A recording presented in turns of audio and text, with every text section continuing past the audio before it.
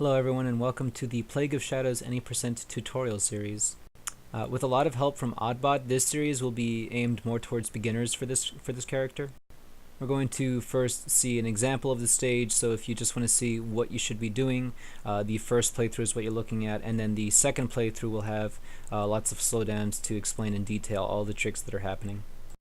We'll start out this tutorial series with the lanes of passage. At the beginning here you have to mash start. And once you've mastered the cutscene, you're just holding down your attack button. Plague gets around the fastest by bursting, but you can burst in the middle of cutscenes and transitions. A lot of Plague's optimal movement comes to knowing how many times and where exactly you're going to be doing burst, jump, burst, what rhythm it's going to be. Now this stage is still pretty easy.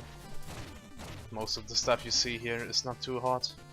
You'll probably be able to get it pretty smoothly. Upcoming we have our first damage boost of the game, so as a quick reminder, the way you do that is you turn around just before you get hit, like that. And then down here this strat is kinda difficult. If you have trouble getting that, just try damage boosting off of the skeleton. The slimes up here are random, as are any slimes.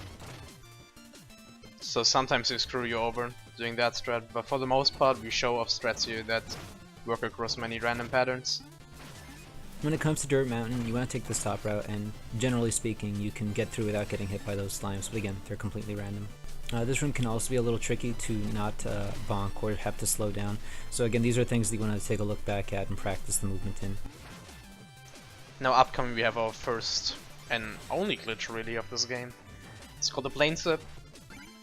We will explain it in detail later, but basically you have to go up high here, boost to the left, and then burst right as that weird screen transition ends.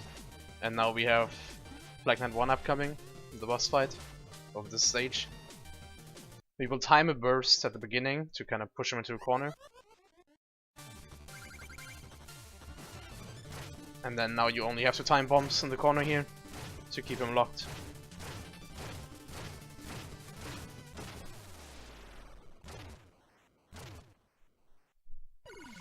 We will also go over that fight in detail later. I would say that out of the three playable characters, Plague Knight has the most difficult time dealing with Black Knight. That's not to say that it's impossible, it's just an entirely different learning curve for him. So one thing I've noticed from personal experience is that if you try to mesh this text too hard, it sometimes causes the second minion to take much longer to leave the screen. So again, you want to be holding down your attack button, whatever it may be, and you want to let go of burst as soon as Plague Knight appears. Your first movement will be burst, jump, burst. You want to land on top of this first green pillar. Jump, and then burst, jump, burst again. Typically this will land you somewhere around this dirt block. You just want to burst, jump, burst again from here. No real specific positioning. However, as you exit this room, you want to make sure that you burst, jump into the transition. And it's because in the next room you want to burst and chuck two bombs so that you're at a position where you can actually hit those two dirt blocks out of the way. Once you're clear of that little ceiling, burst, jump into the screen transition. And you want to jump before you burst here so that you can get over this ledge. You want to basically have your burst ready by the time you get to the ladder. This is so that you can burst and grab the ladder while you're basically off screen, and what that allows you to do is that in this room you're much higher up, which means you can jump and burst, and this allows you to beat this beetle to the edge of the screen so that you can walk out without getting hit by him. And you're going to see that in a lot of cases where you're trying to skip as much climbing ladders as possible because Plague Knight's burst just gives him much better vertical movement. Now, Plague Knight has a small amount of delay after you do a burst before he can actually turn around. So you want to make sure that you burst jump early, that way you have control of Plague Knight and can turn him around while you're still flying at the dragon. Now in this room, a couple of different things can happen.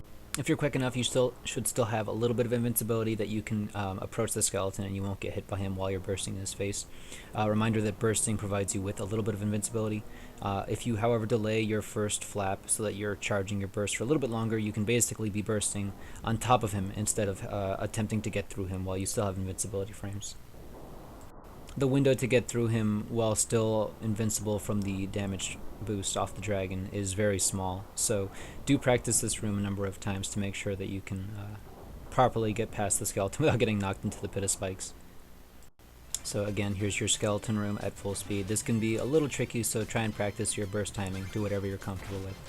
Now for the next room, you want to try and do your double jump as you're bursting through the dirt, so you carry a little bit more of that momentum and get across the screen a little bit faster. And at the top of this room, there's these two slimes. As you break the dirt, just wait briefly, charge your burst up, get close, and then you want to flap as soon as you can so that you jump over the second slime. That one can be pretty difficult, and again, yeah, that's another trick that you want to practice so you don't get bit by the slimes as you try and jump over them. Now this room is the room with Dirt Mountain, and the fastest way of getting through would be going through the top of Dirt Mountain. So after you clear these bricks, use a burst to get through the Drake. These slimes were particularly cooperative, but you want to try and get a bomb in past the first one. Slip down, drop a second bomb, charge your burst, and then break the last dirt block with your burst to get out. In this room, you're trying to get up as high as you can on this ladder, so just make it so that you climb it as little as possible. The key to this room is bursting before you even finish climbing the ladder, and then doing a very low flap so that you go underneath the moving platform. Another burst underneath the Drake, and you should be able to come just high up enough to chuck 3 bombs at the washing machine. Now in the next screen, you can either jump and then burst while you're on top of the Drake, which provides you with some invincibility, or you can burst immediately and try and beat the Drake, which is a little more difficult, but it's up to you however you're feeling like taking that room. And for this next room, there's a lot of obstacles in the way, so you want to make sure you try and follow this burst pattern. Burst at that ledge, you want to jump underneath the green coin on the Drake, jump again from the edge of that platform right there, burst, jump, burst, and this is going to be your setup for the Plains Zip as Plague Knight. You need to be very familiar with the amount of time you're holding the button down to charge Plague Knight's burst, and you're doing a jump, burst, and then jump again, and then as your burst is ready to go, you want to burst to the right this time into the next screen. And this is the part that'll throw off most people, is knowing when your burst has finished charging on this screen. You want to make sure that you wait long enough for your burst to actually be ready, and then you'll burst back to the left side. I've often screwed this up and ended up just chucking a bomb on this screen. So do practice this trick. The timing for that burst back into the left screen is the more ambiguous part of this technique.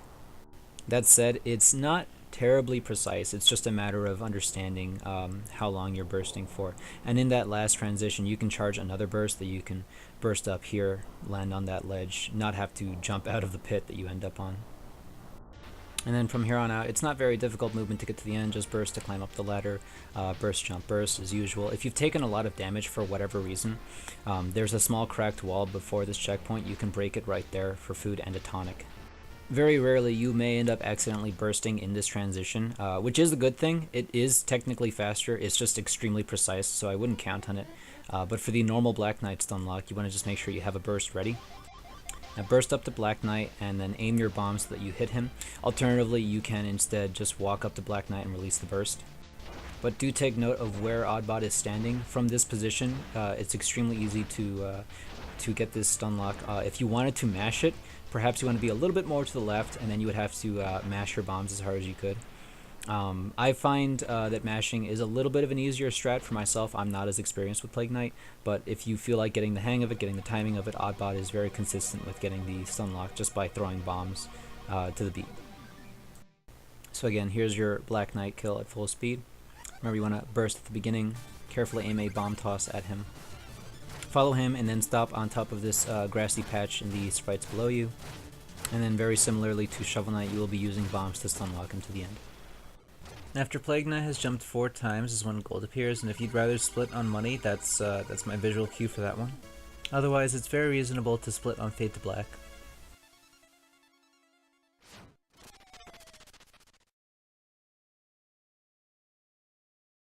So that wraps it up for the plains. Next time will be a very short video just explaining the movement in the village. Until next time, thank you for watching.